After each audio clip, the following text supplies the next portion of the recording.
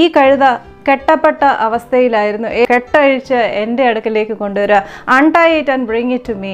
ഇതിനെക്കാട്ടിലൊക്കെ ഒരുപാട് മേന്മയേറിയ ഒരു കാര്യമാണ് എനിക്ക് പറയാനുള്ളത്. യേശുവിന് നിങ്ങളെ ഓരോരുത്തരെയും ആവശ്യമുണ്ട്. തൻ്റെ രണ്ടാമത്തെ വരവെങ്കിൽ glory to God in the highest. നസ്രേന യേശുവിൻ്റെ നാമത്തിന് മഹത്വം ഉണ്ടായിരിക്കട്ടെ. ഓശാന അല്ലെങ്കിൽ ഹോസാന എന്ന ഈ വേർഡ് കേൾക്കുമ്പോൾ നമ്മുടെ മനസ്സിൽ ഏറ്റവും ആദ്യം ഓടിയെത്തുന്നത് ദൈവത്തിനെ പ്രകീർത്തിക്കുന്ന അല്ലെങ്കിൽ ദൈവത്തിനെ മഹത്വപ്പെടുത്തുന്ന ഒരു വേർഡ് എന്നതാണ്. കാരണം ഹല്ലേലൂയ എന്ന ഈ ഒരു പദം പോലെയാണ് നമ്മൾ ഏറ്റവും കൂടുതൽ ഹൊസാന ഇൻ ദ ഹയസ്റ്റ് എന്ന് പറഞ്ഞ് നമ്മൾ ഉപയോഗിക്കുന്നത്. പക്ഷേ ഇതിൻ്റെ റൂട്ട് ഹീബ്രു വേർഡ് എന്ന് പറയുന്നത് യോഷ ആന എന്ന ഒരു വേർഡാണ്. യോഷ എന്ന് പറഞ്ഞാൽ സേവ്, ഡെലിവർ എന്നും, ആന എന്ന് പറഞ്ഞാൽ വി ബെഗ്, വി ബിസീച്ച് എന്നാണ്. ഹൊസാന അല്ലെങ്കിൽ ഓഷാന എന്ന് പറയുന്ന ഈ വേർഡിൻ്റെ അർത്ഥം പ്ലീസ് സേവ് അസ് എന്നാണ്. പ്ലീസ് സേവ് അസ്, ഞങ്ങളെ രക്ഷിക്കണമേ, ഞങ്ങളെ രക്ഷിക്കണമേ എന്നാണ് ഈ ഒരു വേർഡിൻ്റെ അർത്ഥം. ഈ ഒരു യൂസേജ് വന്നിരിക്കുന്നത് സങ്കീർത്തനം 118:25 നിന്നാണ്. Save us O Lord, we pray you, save us O Lord എന്ന ഈ ഒരു വചനത്തിൽ നിന്നാണ് ഈ ഒരു ഹൊസാന എന്നൊരു പദം പിന്നീട് എടുത്തിട്ടുള്ളത്. യേശു താൻ മരണം വരിക്കാൻ വേണ്ടി യെരുശലേമിലേക്ക് വരുന്നത് ഒരു കഴുതക്കുട്ടിയുടെ പുറത്താണ്. യേശുവിന് വേണമെങ്കിൽ വെറുതെ നടന്നു വരാമായിരുന്നു. പക്ഷേ യേശു വളരെ വ്യത്യസ്തമായിട്ട് ഒരു കഴുതക്കുട്ടിയുടെ പുറത്താണ് വരുന്നത്.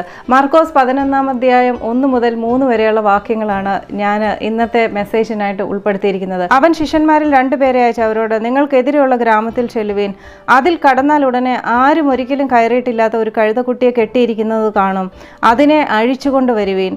ഇത് ചെയ്യുന്നത് എന്തെന്ന് ആരെങ്കിലും നിങ്ങളോട് ചോദിച്ചാൽ കർത്താവിന് ഇതിനെക്കൊണ്ട് ആവശ്യമുണ്ട് എന്ന് പറയുവീൻ. ഈ 1 മുതൽ 3 വരെയുള്ള വാക്യങ്ങളിൽ പറയുന്നത് യേശു ക്രിസ്തു ഒരു കഴുതയെ തൻ്റെ അടുത്ത് എത്തിക്കുന്ന ആ ഒരു സന്ദർഭമാണ്.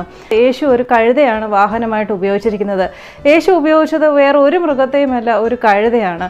ഈ കഴുതയുടെ പ്രത്യേകത എന്ന് വെച്ചാൽ, നമുക്കറിയാം കഴുത എന്നൊരു പ്രയോഗം നമ്മൾ ഉപയോഗിക്കുന്നത് പോലും കഴിവ് കെട്ടവൻ അല്ലെങ്കിൽ ഒന്നിനും കൊള്ളാത്ത ഒരു അവസ്ഥയെക്കുറിച്ച് പറയാനാണ് കഴുത എന്ന ഒരു പദം നമ്മൾ ഏറ്റവും കൂടുതൽ ഉപയോഗിക്കുന്നത്.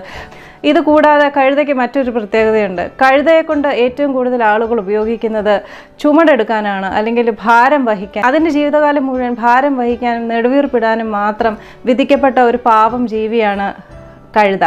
ഈ കഴുതയാണ് യേശുക്രിസ്തു തൻ്റെ വാഹനമായിട്ട് ഉപയോഗിക്കുന്നത്. ചുമട് മാത്രം വഹിക്കാൻ വിധിക്കപ്പെട്ടിരിക്കുന്ന ആ കഴുത പിന്നീട് യേശുവിനെ വഹിച്ച ആ ഒരു കഴുതയായിട്ടാണ് അറിയപ്പെട്ടത്. നിങ്ങളിൽ ആർക്കെങ്കിലും തോന്നിയിട്ടുണ്ടോ യേശുവിനെ വഹിച്ച ആ കഴുതയാകണമെന്ന്? എനിക്ക് തോന്നാറുണ്ട് യേശുവിനെ വഹിച്ച, യേശുവിനെ സ്പർശിച്ച ആ കഴുതയെങ്കിലും ആയിരുന്നെങ്കിലെന്ന്.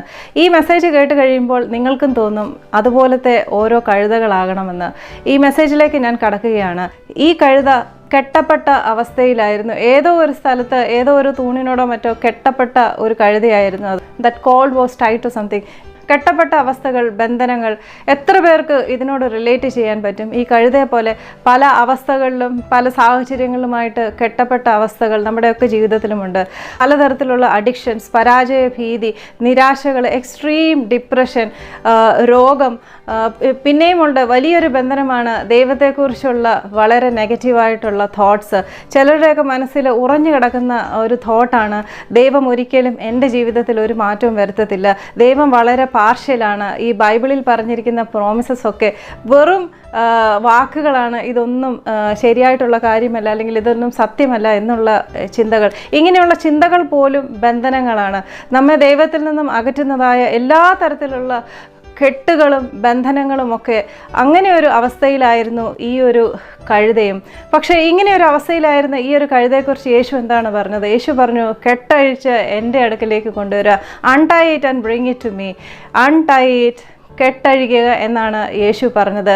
ഇതേ വചനം യേശു നിങ്ങളോടൊക്കെ പറയുകയാണ്, ഞാൻ നിങ്ങളുടെ ബന്ധനങ്ങളെ അഴിക്കാൻ പോകുന്നു, ഞാൻ നിങ്ങളെ അങ്ങ് സ്വതന്ത്രരാക്കാൻ പോവുകയാണ്.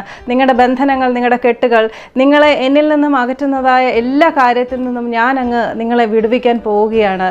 നിങ്ങൾ തയ്യാറാണോ? ആ ഒരു ശബ്ദം കേൾക്കാൻ നിങ്ങൾ ഒന്ന് ശ്രദ്ധിച്ചാൽ മാത്രം മതി. നിങ്ങൾ ശ്രദ്ധിച്ച് കേൾക്കുക. നിങ്ങളുടെ എല്ലാ തരത്തിലുള്ള ബന്ധനങ്ങളും കഷ്ടപ്പാടുകളും നിങ്ങളുടെ കെട്ടുകളുമൊക്കെ അഴിച്ചു കളയാൻ, നിങ്ങളെ വിടുവിക്കാൻ യേശുക്രിസ്തു എന്ന രക്ഷകന് മനസ്സാണ്. നിങ്ങൾ ആ ശബ്ദം കേട്ട് അവൻ്റെ അടുക്കിലേക്ക് വരിക മാത്രമാണ് ചെയ്യുന്നത്. ആ ഒരു ഫസ്റ്റ് സ്റ്റെപ്പ് നിങ്ങൾ ചെയ്തേ തീരുകയുള്ളൂ. പലർക്കും അതിനാണ് ബുദ്ധിമുട്ട്. പലരും വെയിറ്റ് ചെയ്യും ദൈവം രക്ഷപ്പെടുത്താൻ വേണ്ടി. പക്ഷേ അവൻ്റെ അടുക്കിലേക്ക് വരുവാൻ ആ കഴുതയെ പോലെ യേശു പറഞ്ഞത് അതിനെ അൺടൈ ചെയ്ത് ബ്രിങ് ഇറ്റ് ടു മീ എന്നാണ് പറഞ്ഞത്, എൻ്റെ അടുക്കിലേക്ക് കൊണ്ടുവരിക. പക്ഷേ ആ ഒരു ഫസ്റ്റ് സ്റ്റെപ്പ് എടുക്കാൻ നിങ്ങൾ പ്രത്യേകം ശ്രദ്ധിക്കുക. മറ്റൊരു കാര്യം കൂടെ ഇവിടെ പറയാനുള്ളത്, കഴുത എന്ന് വെച്ചാൽ ഭാരം ചുമക്കുന്ന അതിൻ്റെ ജീവിതകാലം മുഴുവൻ ഭാരം ചുമക്കാനും നെടുവീർപ്പിടാനും മാത്രം വിധിക്കപ്പെട്ട ഒരു മൃഗമാണ് കഴുത. പക്ഷേ യേശുവിനെ വഹിക്കുന്നവരാകുമ്പോൾ നമുക്കറിയാം, യേശുവിൻ്റെ തന്നെ വചന പ്രഘോഷണങ്ങളിലെല്ലാം യേശു പറഞ്ഞാണ്, do not worry, do not be anxious, നിങ്ങൾ ആകുലരാകരുത്, നിങ്ങൾ ഒരിക്കലും ഒരു കാര്യത്തെക്കുറിച്ചും ചിന്തിച്ച് ഭാരപ്പെടരുതെന്നുള്ളത്. യേശുവിൻ്റെ അടുക്കൽ നിങ്ങൾ എത്തുമ്പോൾ, യേശുവിനെ വഹിക്കുന്നവരാകുമ്പോൾ നിങ്ങളുടെ ജീവിതത്തിൽ വേണ്ടതെല്ലാം ദൈവം തരും. നമ്മുടെ ജീവിതത്തിൽ പലപ്പോഴും പല കുറവുകളൊക്കെ വരുന്നത് നമ്മൾ ദൈവത്തിൻ്റെ അടുക്കൽ നിന്ന് ഒരുപാട് മാറി അവനെ വിട്ടു നിൽക്കുമ്പോഴാണ് നമ്മുടെ ജീവിതത്തിൽ പലതരത്തിലുള്ള പ്രതികൂല അവസ്ഥകളൊക്കെ വരുന്നത്. ഒരു അന്ധകാര ശക്തിക്കും യേശു എന്ന ലൈറ്റിന് മുമ്പിൽ അല്ലെങ്കിൽ യേശു എന്ന ശക്തിയുടെ മുമ്പിൽ നിൽക്കാൻ പോലും അവർക്കൊന്നും പറ്റത്തില്ല. അന്ധകാര സൈന്യം നിങ്ങളുടെ ജീവിതത്തിൽ നിന്ന് ഓടി ഒളിക്കും. പക്ഷേ അതിനായിട്ട് നിങ്ങൾ യേശുവിനെ വഹിച്ചേ പറ്റത്തുള്ളൂ. ആ കഴുതയെ പോലെ യേശുവിൻ്റെ അടുത്ത് നമ്മൾ വരിക മാത്രമാണ് നമ്മൾ ചെയ്യേണ്ടത്.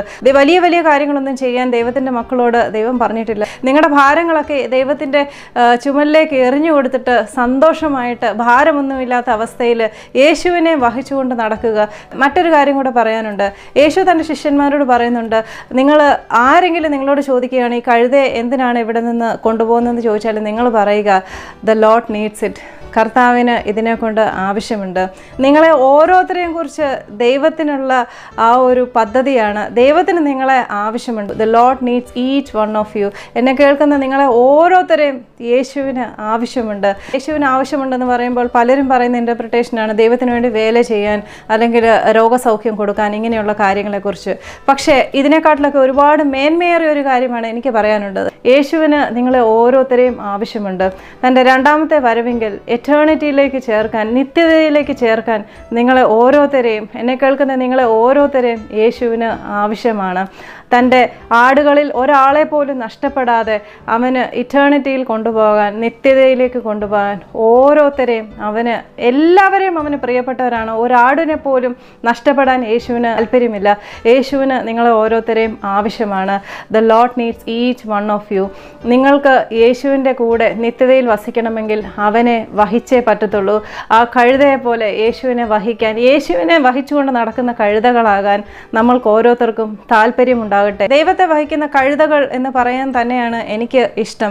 കാരണം അവൻ്റെ നാമം പോലും വായിലെടുക്കാനുള്ള ഒരു മേന്മയും നമുക്ക് ആർക്കുമില്ല. നമ്മൾ ആരും ഡിസേർവ് ചെയ്യാഞ്ഞിട്ട് പോലും ദൈവം അവൻ്റെ മക്കളെന്ന് നമ്മളെ വിളിക്കപ്പെടുവാൻ നമ്മൾക്ക് യോഗ്യത നൽകി. ഇത് ദൈവത്തിൻ്റെ ആ ഒരു വലിയ കൃപയാണ്, അവൻ്റെ സ്നേഹമാണ്, അവൻ്റെ കരുണ മാത്രമാണ്. അവൻ്റെ വലിയ മനസ്സ് മനസ്സിലാക്കി അവനെ ഹൃദയത്തിൽ ഏറ്റുകൊണ്ട് യേശുവിനെ വഹിക്കുന്ന കഴുതകളായിട്ട് ജീവിച്ച് മരിച്ച് യേശുവിൻ്റെ രണ്ടാമത്തെ വരവിൽ അവൻ എൻ്റെ മകനാണ്, എൻ്റെ മകളാണ് എന്ന് പേര് ചൊല്ലി വിളിച്ച് അവനൊരുക്കുന്ന നിത്യതയുടെ ഒരു പങ്ക് കൈക്കൊള്ളാൻ നിങ്ങൾക്കും എനിക്കും ദൈവം ഇടവരുത്തട്ടെ. So fall in love with Jesus and fall in love with this word of God. Hallelujah, hallelujah.